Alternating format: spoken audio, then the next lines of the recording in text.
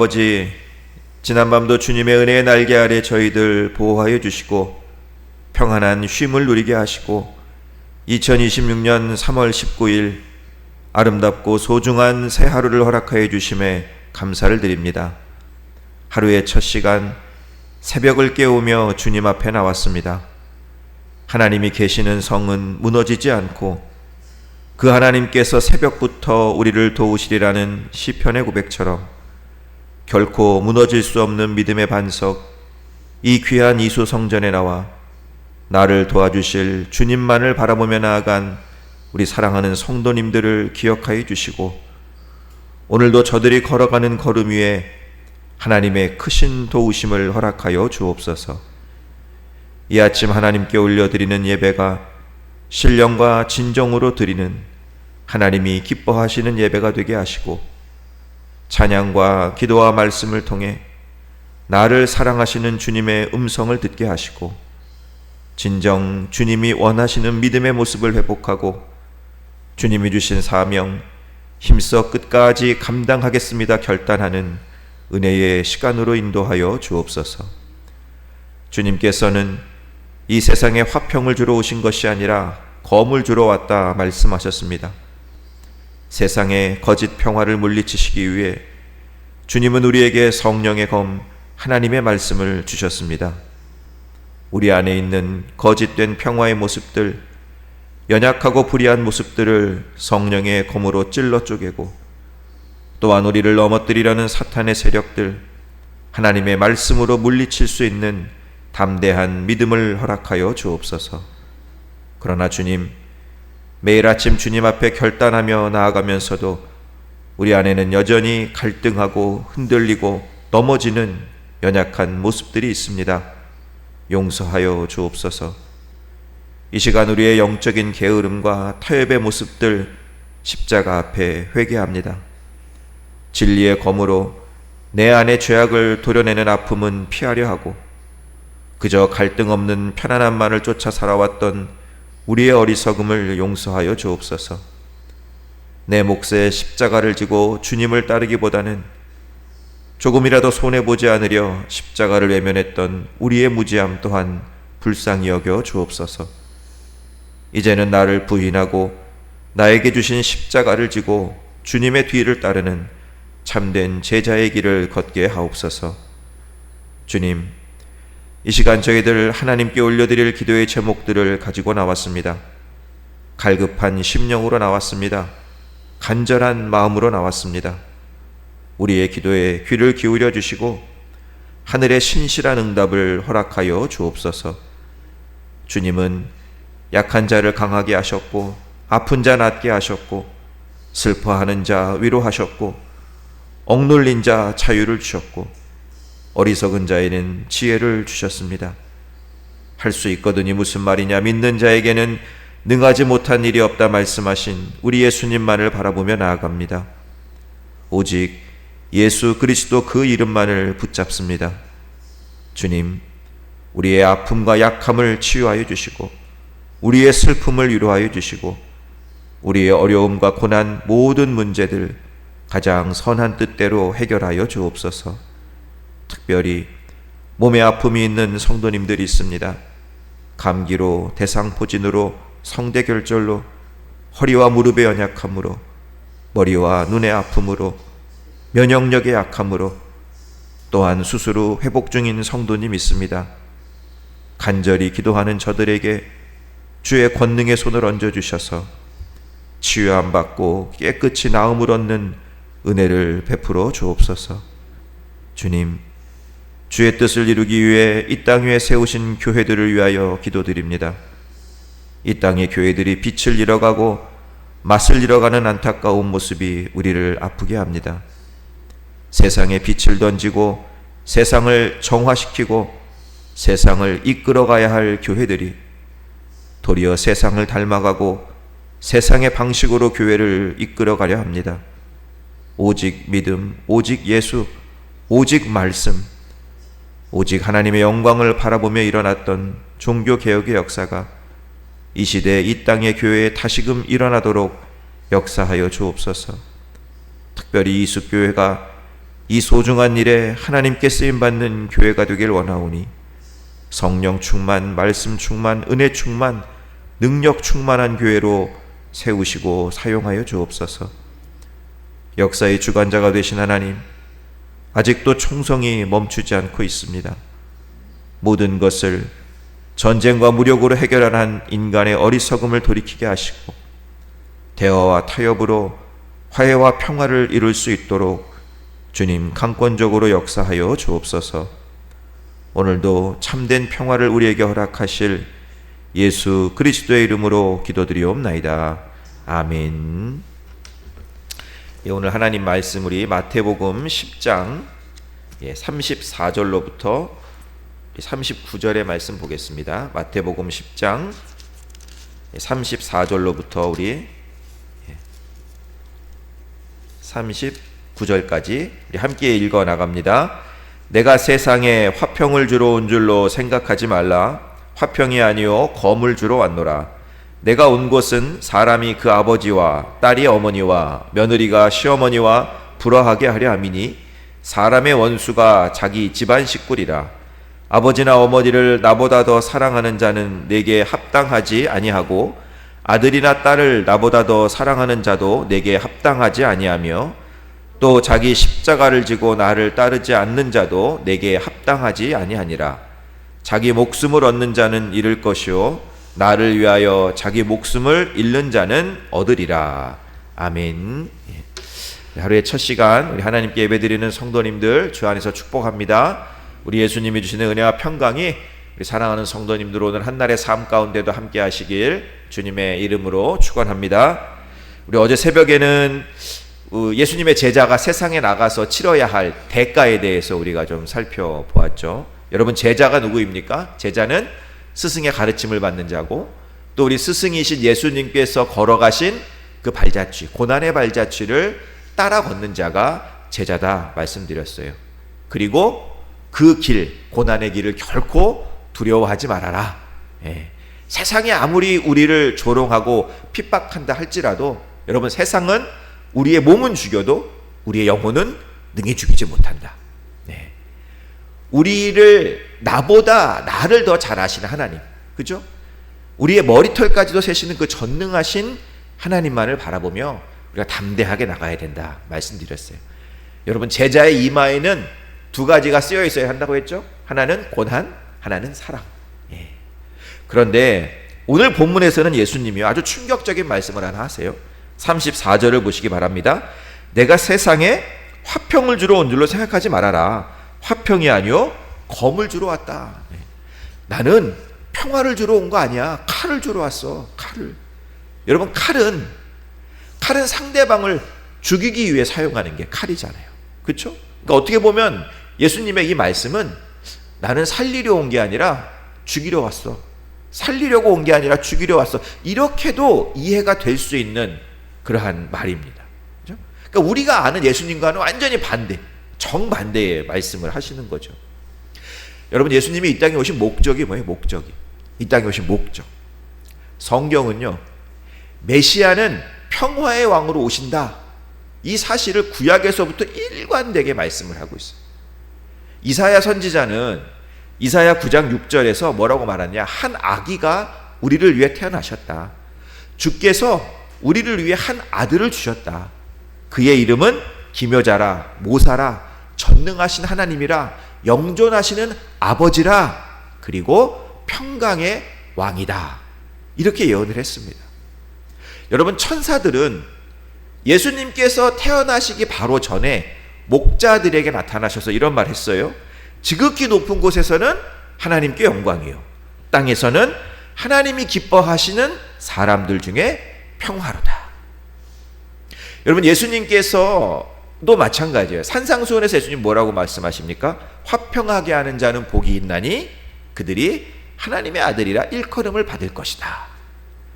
두려움에 떨고 있던 제자들에게 예수님이 나타나셔서 뭐라고 말씀하세요? 너희에게 평강이 있을지어다. 예수님은 이 말씀을 3번이나 하세요. 너희에게 평강이 있을지어다. 사도 바울도 그래요. 에베소서 2장 14절에서 예수님을 이렇게 고백합니다. 그는 우리의 화평이신지라 둘로 하나를 만드사 원수된 것 곧 중간에 막힌 담을 자기 육체로 허셨다. 여러분, 예수님은 하나님과 우리 사이의 화평, 평화를 이루시기 위해서 이 땅에 오셨어요. 그런데 오늘 말씀에서 화평이 아니라 검을 주러 왔다. 여러분, 이 말씀은 무엇을 의미하는 걸까요? 이 말씀은 여기서 예수님이 말씀하시는 평화는 거짓 평화예요. 가짜 평화입니다. 그러니까 나는 가짜 평화를 주려고 온 게 아니다라는 거예요. 세상이 말하는 그 거짓 평화를 깨뜨리기 위해서 내가 검을 주러 왔다라고 말씀하고 있는 거예요. 여러분, 세상이 말하는 평화는 어떤 평화일까요? 세상이 말하는 평화. 저는 세상이 말하는 평화는 감추고 속이는 평화라고 생각을 해요. 감추고 속이는 평화. 서로 좋은 게 좋은 거 아니야. 서로 눈 감아주고 타협하고, 힘이 없는 자는 어떻게 해요? 납작 엎드려서 그 분쟁을 피하려 하고, 힘이 있는 자는 힘으로 누르려, 힘으로 그 분쟁을 누르려 하죠. 그저 아무 일도 일어나지만 않으면 된다. 무조건 조용하게만 만들면 된다. 세상은 이런 걸 평화라고 말해요. 지금 중동 지역에서 일어나고 있는 전쟁도 그렇지 않습니까? 서로들 평화를 위해서 싸운다고 말하는데, 여러분, 저는 그렇게 보이지만은 않는 것 같아요. 어느 환자가요, 몸에 골문 상처가 있어서 병원에 찾아갔어요. 그랬더니 그 의사가 그 골문 상처 위에 밴드 하나만 딱 붙여주고, 이제 다 나았습니다, 평안히 가세요. 여러분, 그거 돌팔이에요, 돌팔이. 그렇지 않습니까? 우리가 겉에서 보면 그 밴드로 덮여 있으니까 아무 이상이 없는 것처럼 보여요. 그러나 그 속은 여전히 골마 있는 거예요. 골마 있는 거예요. 아프더라도, 좀 피를 흘리더라도 거기 메스를 대서, 그죠? 썩은 부분을, 골마 있는 부분을 도려내야지만 그 상처가 깨끗하게 나을 수 있는 것입니다. 그럼 예수님이 말씀하신 검이 바로 이 수술용 메스예요. 수술용 메스. 썩은 부위를 도려내는 거. 그런데 여러분, 이 검은요, 남을 겨누기 전에 먼저 나를 겨누는 검이 돼요. 나를 겨누는 검. 내 안에 거짓된 평화, 죄, 거짓, 불법의 모습들을 우리가 도려내야 되는 거예요. 내 안을 봤다면 이제는 우리 안을 봐야 돼요. 우리 가정, 우리 교회, 우리 나라. 그 안에 있는 거짓된 모습들, 미움, 시기, 질투, 정죄, 분열, 이런 것들도 도려내야죠. 그리고 그 칼을 이제는 사탄의 세력들을 향해 사용해야 됩니다. 우리를 넘어뜨리려 하고 우리를 해하려 하는 그러한 사탄과 치열하게 싸워야 돼요. 여러분, 진정한 평화는 단순히 그냥 안일한 상태가 아니에요. 예수님이 말씀하시는 진정한 평화는 모든 죄와 악과 사탄의 세력이 쫓겨난 그러한 평화가 진정한 평화이고 예수님이 이루신 평화입니다. 이 검을 우리에게 주신 거예요. 이 검을. 이 검이 뭐예요? 성령의 검, 말씀의 검을 주셨잖아요. 여러분, 우리의 싸움은 혈과 육을 상대하는 게 아니죠. 그죠? 통치자들과 권세들과 어둠의 이 세상의 주관자들과 하늘에 있는 악한 영들과 우리가 싸우는 거예요. 그럼 우리가 무장을 해야 될 거 아니에요. 뭐로 무장을 해요? 하나님의 전신갑주. 여러분, 진리의 허리띠. 이 진리의 허리띠는 뭐예요? 거짓과 혼란에 가득한 이 세상에서 흔들리지 않도록 내 삶의 중심을 허리띠로 꽉 묶으라는 거예요. 의의 호심경, 이건 뭐예요? 우리 가슴을 보호하는 방탄조끼예요. 무슨 말이냐? 여러분, 세상의 이러한 악한 공격으로부터 우리의 마음과 양심을 지키라는 거예요. 마음과 양심. 또 하나, 평안의 복음의 신발이 있어요. 신발. 세상의 유혹에 미끄러지지 않도록 튼튼한 신발을 신으라는 거예요. 믿음의 방패는 뭡니까? 사탄은 우리를 향해서 계속해서 불화살을 쏴요. 어떤 불화살? 절망, 두려움, 의심이라는 화살을 믿음의 방패로 막으라. 구원의 투구. 투구는 머리를 쓰는 거잖아요. 우리의 생각과 우리의 지성을 파고드는 그러한 이 부정적인 공격들을 막아내야 된다는 거예요. 그리고 성령의 검, 하나님의 말씀. 나머지는 다 우리를 방어하는 장비인데 이 성령의 검만 공격 무기예요. 여러분, 예수님이 시험 받으실 때 무엇으로 물리치셨어요? 하나님의 말씀으로 물리치셨잖아요. 사탄은 성령의 검, 하나님의 말씀으로 내리쳐야 된다는 거예요. 오늘 말씀에 이어서 예수님은요 35절과 36절에서도 우리가 받아들이기 힘든 말씀을 하세요. 보시기 바랍니다. 내가 온 것은 사람이 그 아버지와 딸이 어머니와 며느리가 시어머니와 불화하게 하려 함이니 사람의 원수가 자기 집안 식구리라. 여러분, 이 말은 또 보면은 예수님이 가정을 파괴로 오신 어떤 그런 분같이 보일 수가 있습니다. 그렇게 이해될 수도 있다라는 거예요. 그런데 어떻게 내 아버지가 원수가 되고 내 어머니가 원수가 됩니까? 이거 말이 안 되는 거잖아요. 네? 여러분, 성경은 부모를 공경하고 형제를 사랑하라고 분명히 말씀하고 있죠. 그렇다면 예수님의 이 말씀은 어떤 의미가 있는 걸까요? 이 말씀은 물보다 진한 것이 피죠. 그죠? 피보다 진한 것이 복음이다라는 거예요. 물보다 진한 것이 피면 피보다 진한 것은 복음이다. 복음의 절대적인 우선순위를 말씀하고 있는 것입니다. 여러분, 부모님을 사랑하지 말라는 게 아니에요. 자녀를 돌보지 말라는 게 아닙니다. 하지만 그 어떤 혈연 관계도, 그 어떤 인간적인 사랑도 예수님보다, 복음보다 앞서서는 안 된다라는 거예요. 아무리 사랑하는 가족이라도요, 그것이 하나님보다 우선순위가 되면 여러분, 그것은 우상이 되는 것입니다. 예수님께서도 오늘 말씀에서 나보다 더 앞서는 것이 있어서는 안 된다 말씀하세요. 37절을 보시면 아버지나 어머니를 나보다 더 사랑하는 자는 내게 합당하지 아니하고 아들이나 딸을 나보다 더 사랑하는 자도 내게 합당하지 아니하다. 여러분, 복음은 단순히 그냥 좋은 말이 아니에요. 내 삶을 윤택하게 하는 그런 말도 아니에요. 위안을 주고 착하게 살도록 도와주는 그런 가벼운 교훈이 아닙니다. 복음은 뭐냐? 나를 뒤집어 엎는 거예요. 내 삶을 완전히 뒤집어 놓는 혁명이 복음입니다. 내 주인이 바뀌는 거예요.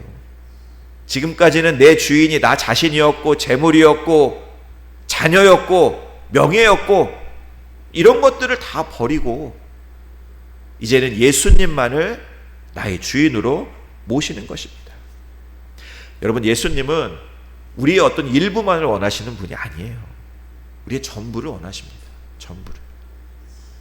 봄이 되면 우리 이 도로가에 이 가로수들 있잖아요. 가로수 나무들. 그 나무들 가지를 쳐내는 작업을 합니다. 그렇죠? 지저분한 것들을 잘라내고 그 나무를 좀 예쁘게 만들기 위해서 가지들을 쳐내요.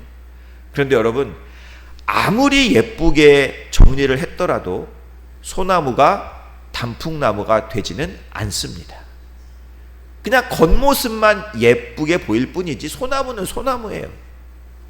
여러분, 예수님이 우리에게 원하시는 건 우리 삶의 나뭇가지들이 있는데 그 나뭇가지들 몇 개만 적당히 쳐내는 걸 원하시는 게 아니에요. 그 나무를 아예 그냥 통째로 뽑아버려, 뿌리채. 그리고 거기에 예수 그리스도를 심으라는 얘기예요. 다시.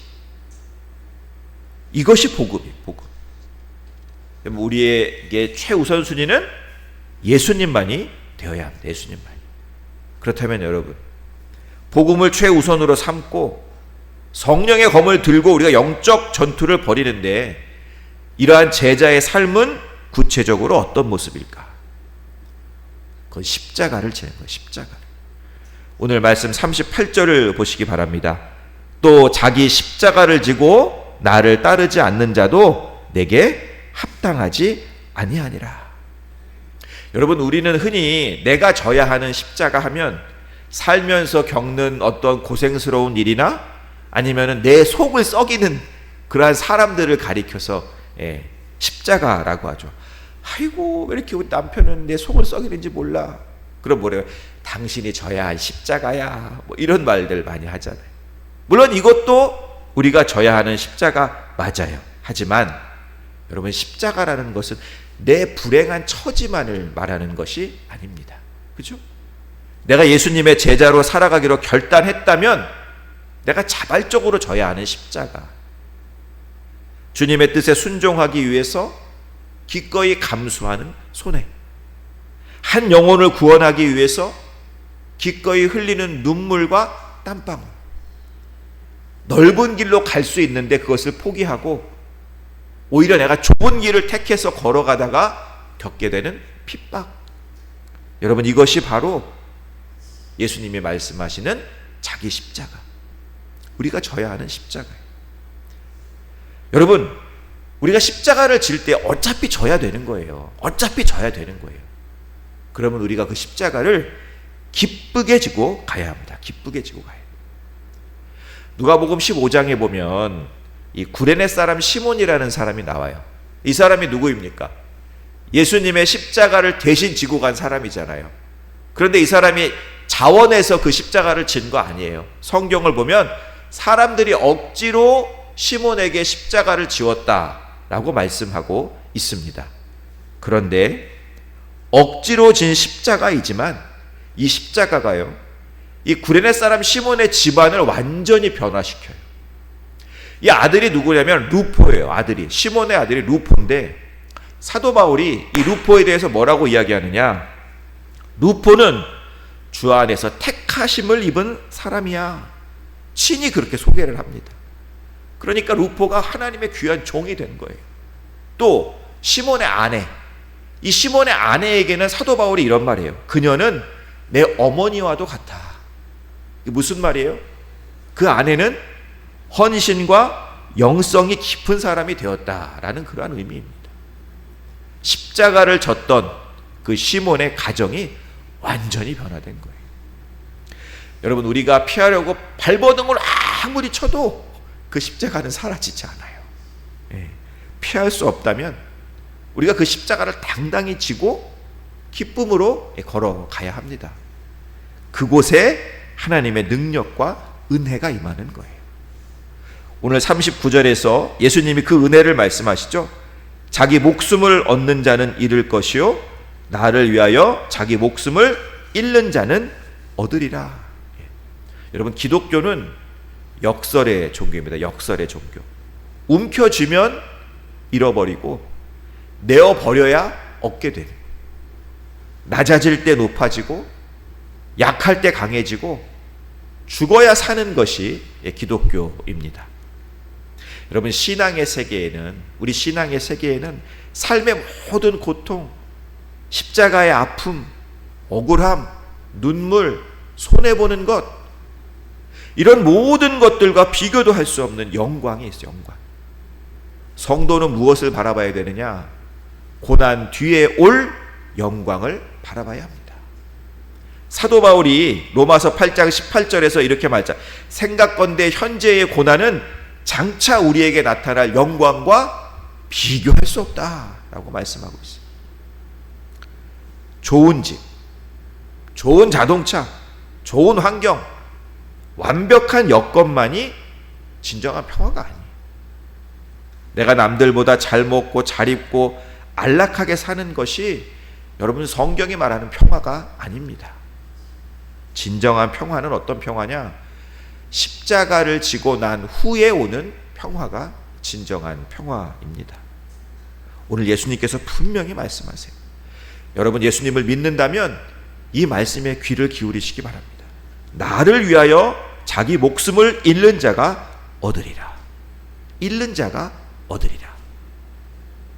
십자가를 지는 곳에 여러분, 예수님이 주시는 생명이 있고, 십자가를 지는 곳에 예수님이 주시는 진정한 평화가 있습니다.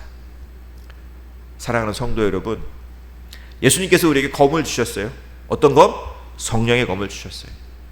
내 안에, 우리 안에 있는 거짓된 평화의 모습들을 도려내야 합니다.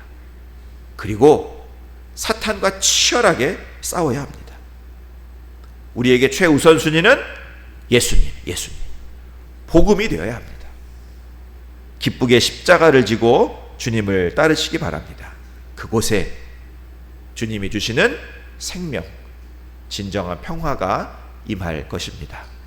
오늘도 이런 귀한 믿음의 인생을 살아가시는 우리 사랑하는 모든 성도님들 되시길 주님의 이름으로 축원합니다. 기도하겠습니다.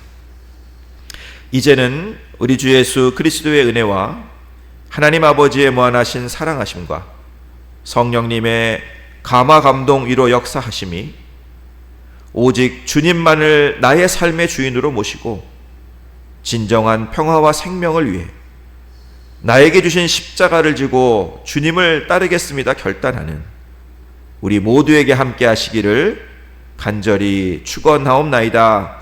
아멘.